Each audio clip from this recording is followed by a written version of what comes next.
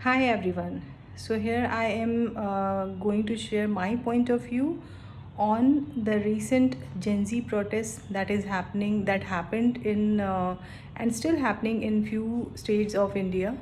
There it happened that few of our children they used a lingo that was not so normal, and they used some abusive language, and now people have started criticizing them, of course for the valid reasons or not so valid reasons. So everyone have and their point of view.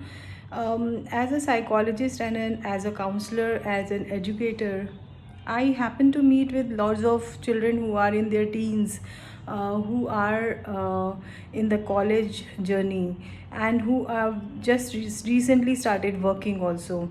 So these generation, they have started using certain language that might not be considered in the societal framework as normal, right? So if we say normal means, what does that mean? They have started using that to project their sentiments, their ideas, and their lingo has been formed in a certain way where they are using certain words or the sentences which might not consider as normal. But again, just ask question from the before generation and ask questions. Is there anyone who doesn't use this kind of language?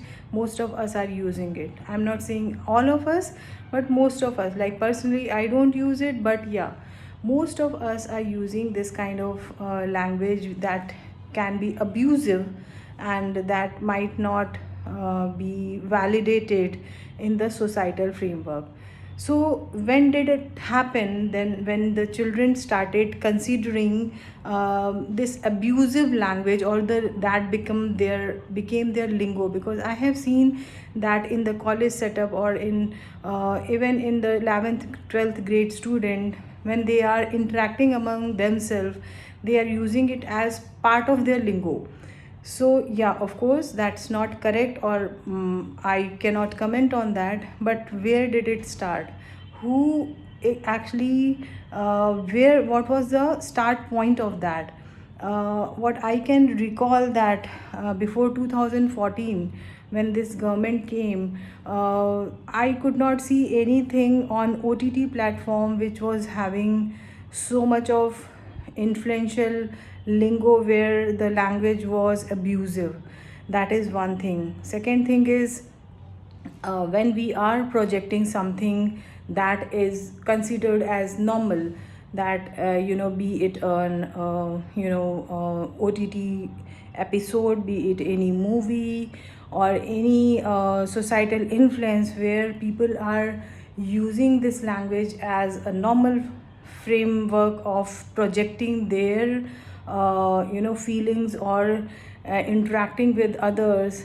Gradually these children might have acquired that lingo. So I will consider it not as, and that they really want to abuse somebody. But what they want is that if they are projecting their frame of mind, or their thought process, or their feelings, that is being reciprocated in the behavior, that is could be an abusive language. Yeah, of course we do not want our children, and even us, or the further generation, to get in trap of using such language publicly in front of others.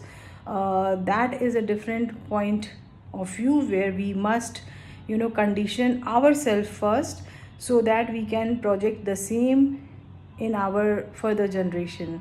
So I always say that it's an ecosystem that builds the society. It's not only one generation. So we really need to introspect among ourselves, that where did we go wrong, what did we do wrong, so that this all language, that is so called abusive language, has been normalized. So I am eager to talk more on this, because I always feel that a person's development happens through the societal interference, through the societal framework, because the developmental phase acquires not only goes through not only cognitive, physical, or emotional or behavioral, but also the societal influence.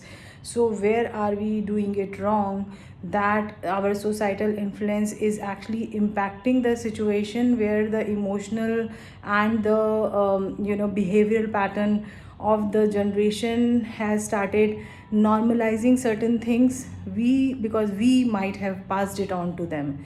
So let's take the blame and start working on it, and stand tall with our children, because they are the future, and we have to learn through them. We have to get into the future through them. Okay, so happy Friendship Day to all of you, and let's acquire a happy, healthy family together.